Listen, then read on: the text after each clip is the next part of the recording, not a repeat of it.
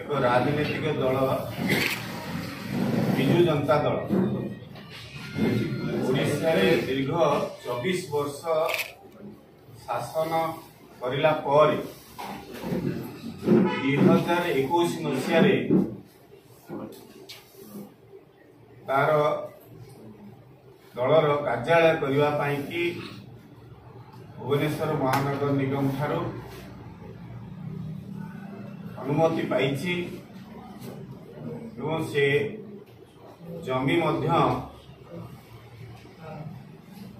विजु जनता दल कार्यालय पाई उद्दिष्ट अच्छी 2021 से कार्यालय करिकी साधारण निर्वाचन 2024 पूर्व उद्घाटन करा जायतिला।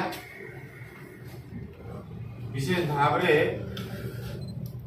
विजु जनता दल कार्यालय को सर्वसाधारण कार्यालय भाव में दलीय कार्यालय पाई उद्दिष्ट थिला, किंतु गत काली एक गणमाध्यम जानवा पाइली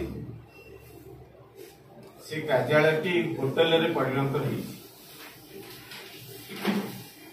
एभली घटना भारतीय राजनीति रे कौन सी स्थान रे आमे देखा पाइना। आमे समस्त जानिचे एक राजनीतिक दल आंचलिक दल हो जातीय दल हो तांकर दलीय कार्यालय पाई कि सरकार कार्यालय निमित्त जागा नियंती से हिसाब से उद्दिष्ट व्यवहार करने घर भी निर्माण कर कौन सी स्थान रे आमे केवे देखिने गोटे राजनीतिक दल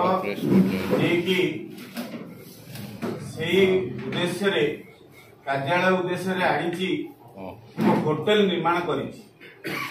आज विजु जनता दलर एभली अवस्था कौन पाई हेछि?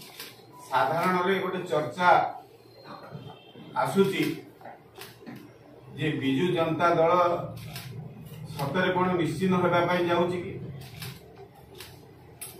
लोक आउ सेठी आसु नाहांती। गोटे पूजा पर्व पर्वाणी रे जेमती कार्य करा जाए से भली अवस्था विजु जनता दल हो जाइछि निमित्त मात्र एवं ताकू होटेल रे परिणत करा जाइछि। ये कथा को नहीं कि साधारण गोटे चर्चा चली। ये चर्चा को नहीं कि जेहेतु से गणमाध्यम रे मोर गोटे बाइट गत काली थिला अचानक मु मने कली आपण मान को डकैकी विस्तृत ए विषय रे जणया पाई कि